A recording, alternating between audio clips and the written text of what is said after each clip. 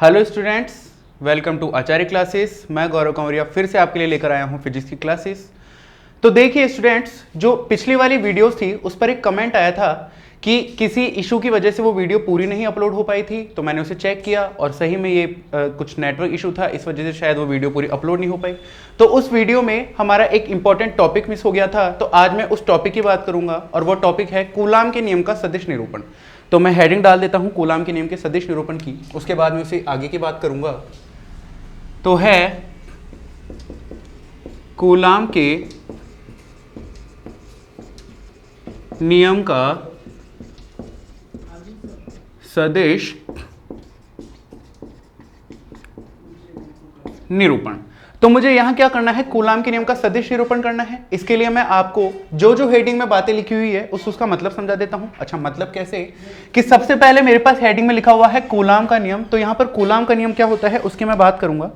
तो कूलाम के नियम क्या होता है कि अगर मेरे पास कोई भी दो आवेश है, उन दोनों आवेशों के बीच में, अच्छा हमें पता है कि अगर दो आवेश अलग अलग हैं, यानी कि एक प्लस का और एक माइनस का, तो उनके बीच में आकर्षण लगता है, और अगर दोनों आवेश समान है तो उनके बीच में प्रतिकर्षण होता है।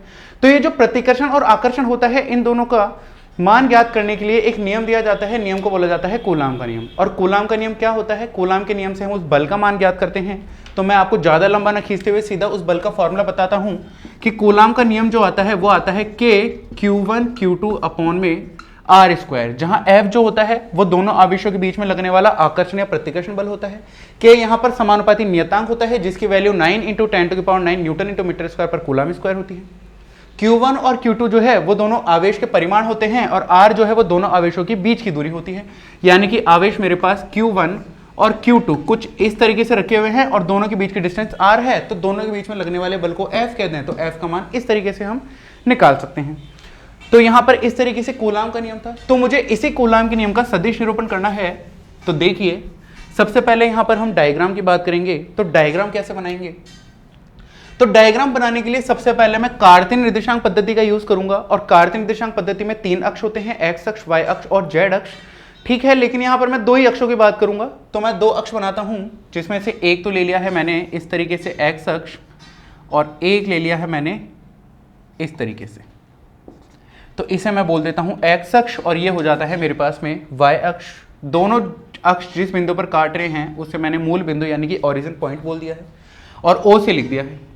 अब मेरे पास में एक आवेश Q1 मैं यहां ले लेता हूं और दूसरा आवेश Q2 मैं यहां ले लेता हूं। अब आपने 11वीं कक्षा में पढ़ा होगा कि जब भी हम कार्तीय निर्देशांक पद्धति की बात करते हैं, तो अगर मुझे वहां पर कोई भी वस्तु की स्थिति बतानी है, तो स्थिति बताने के लिए हम वहां पर स्थिति सदिश का यूज करते हैं।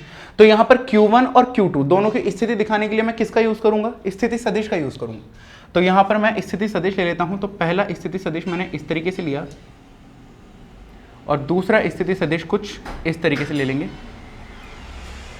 स्थिति सदिश इसको मैं लिख देता हूं R1 वेक्टर, क्योंकि ये 1 वाले के लिए है, और इसको मैं लिख देता हूं R2 वेक्टर, क्योंकि ये Q2 आवेश के लिए है। स्थिति सदिश की दिशा मैं बाहर की ओर दिखाता हूं, तो इस तरीके से मैंने स्थिति सदिश की दिशा मेंशन कर दी है।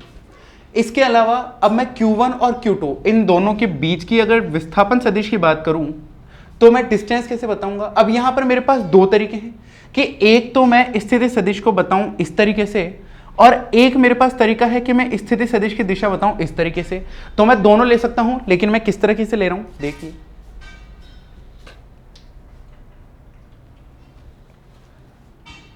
तो यहां मैंने दिशा जो है वो इस तरीके से ले ली। तो दिशा 2 की तरफ है और 1 की है, 1 के सापेक्ष है। तो मैं यहां क्या लिखूंगा कि जो स्थिति सदिश है वो दूसरे आवेश के लिए है, और किसके सापेक्ष है, पहले आवेश के सापेक्ष है।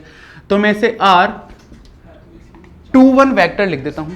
तो देखिए अब मेरे पास क्या होता है, तो यहां पर मेरे पास इस तरीके से एक त्रिभुज की संरचना बन गई। इसको मैंने A नाम दे दिया और इसको मैंने B नाम दे दिया है। इसके अलावा अब मेरे पास Q1 जो है वो Q2 पर बल लगाएगा, और Q2 जो है वो Q1 पर बल लगाएगा। तो Q1 द्वारा Q2 पर जो बल लग रहा है उसे मैं F लिख देता हूं, और इधर जो बल लग रहा है उसे भी मैं F लिख देता हूं। तो यहां पर जो है बल किस पर लग रहा है, 2 पर। तो मैं 2 को पहले लिख देता हूं, और किसके कारण लगता है, 1 के कारण। तो मैंने 1 लिख दिया ऐसे, और ये मैंने लगाया वेक्टर का निशान। ऐसे ही यहां पर जो है मेरे पास में बल लग रहा है 1 वाले पर। तो मैंने इसे लिख दिया 1, और किसके कारण लग रहा है, 2 के कारण, तो मैंने लिख दिया 2। तो यहां पर बल का जो फैक्टर है वो चुका है F12 और इधर बल है F21। तो इस तरीके से मेरे पास डायग्राम हो चुका है कंप्लीट। तो देखिए मैं डायग्राम फिर से एक बार बताता हूं। यहां मैंने 2 अक्ष लिए, एक तो x अक्ष लिया है और एक y अक्ष लिया है। एक आवेश q1 है, दूसरा आवेश q2 है, दोनों के स्थिति सदिश r1 वेक्टर और r2 वेक्टर है। q1 और q2 के बीच का जो स्थिति सदिश है वो मैंने 1 के सापेक्ष लिया है और 2 की दिशा में लिया है, तो इसे मैंने r21 वेक्टर लिख दिया है। q1 q2 पर जो बल लगाता है उसे F21 लिख दिया है और q2 q1 पर जो बल लगाता है उसे मैंने F12 लिख दिया है। तो अभी मुझे बात आगे करनी है। तो देखिए मैं क्या करता हूं, सबसे पहले मैं बात करता हूं, हम जानते हैं कि जो कूलाम का नियम होता है, तो कूलाम का नियम होता है F बराबर k q1 q2 अपॉन में r²। लेकिन यहां पर मैं सदिश निरूपण करता हूं, तो मैंने आपको पिछले कूलाम के नियम वाले टॉपिक में मैंने इसका सदिश रूप निकालना बताया था, तो मैं इसको सदिश फॉर्म में लिखता हूं। तो यहां मैं लगाता हूं वेक्टर, इसके अलावा मैं यहां पर भी वेक्टर लगाकर और इसका कर देता हूं स्क्वायर, और यहां मैं एकांक सदिश लगाता हूं r²।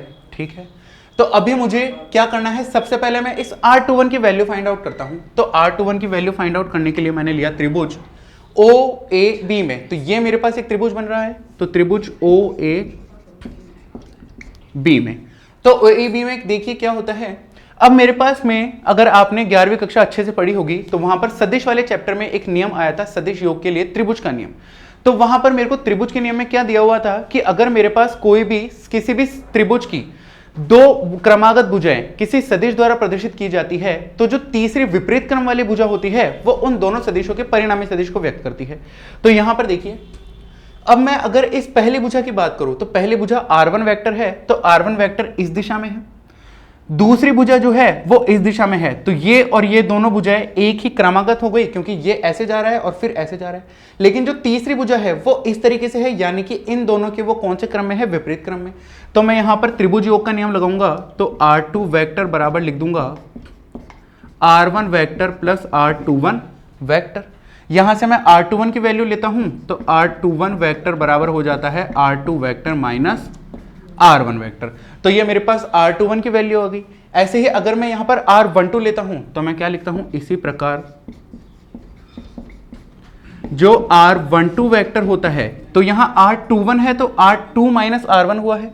अगर मैं यहां पर r12 लेता हूं तो वो r1 माइनस r2 वेक्टर बनेगा। अब आप पूछेंगे सर ये कैसे हुआ, तो ये और ये एकदम सेम मेथड से होंगे। अगर आपने ये निकाला है तो ऐसे ही आपको ये निकालना पड़ेगा। लेकिन अगर आप r12 लेते हैं तो आपको डायरेक्शन इस तरफ करनी पड़ेगी, लेकिन अभी डायरेक्शन इस तरफ है, तो बस और कोई भी फर्क नहीं होगा, सिर्फ यहां पर डायरेक्शन मेरे पास चेंज करनी पड़ेगी।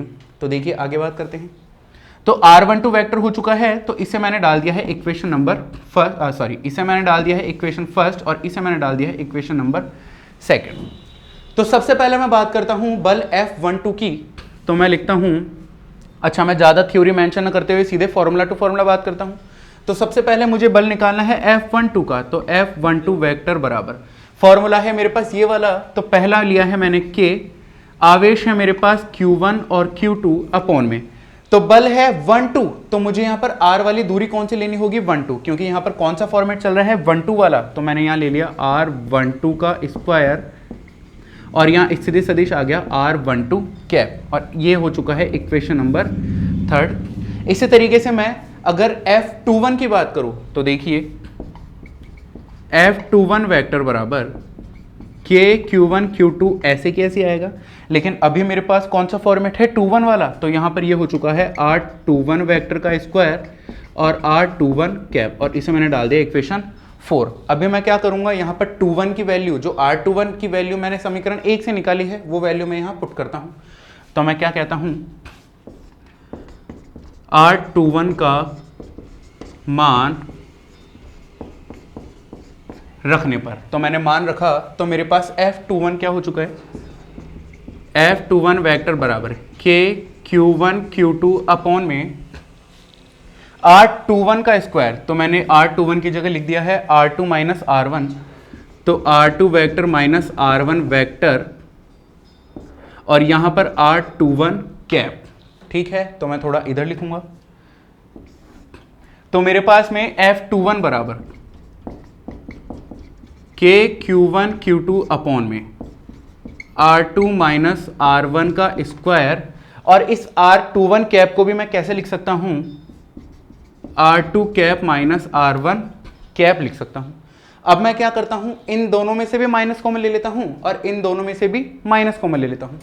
तो देखिए F21 वेक्टर बराबर के Q1 Q2 अपॉन, दोनों में से माइनस आएगा बाहर, माइनस तो ये हो गया R1 vector minus R2 vector का स्क्वायर। आपको पता है जब भी हम माइनस कॉमन लेते हैं तो माइनस वाली राशि प्लस की हो जाती है और प्लस वाली राशि माइनस की। तो यहाँ R1 माइनस का है उसे मैंने प्लस का कर दिया और R2 प्लस का है तो उसे मैंने माइनस का कर दिया है।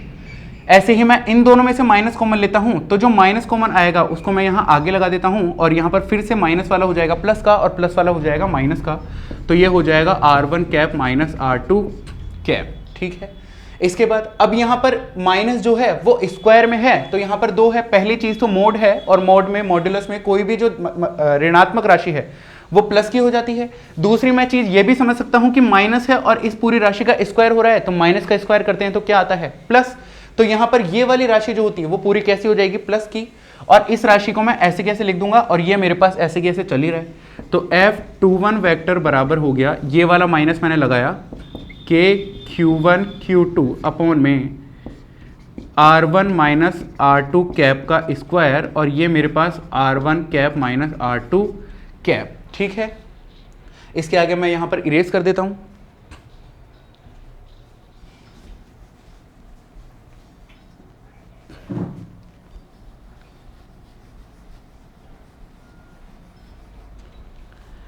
तो अभी आपने, मैंने वैसे तो इसे इरेज कर दिया है लेकिन आपने अभी देखा होगा कि R1 vector minus R2 vector की वैल्यू मैंने R12 के लिए निकाली थी। तो R1 vector minus R2 vector की जगह मैं क्या लिख दूंगा, R12।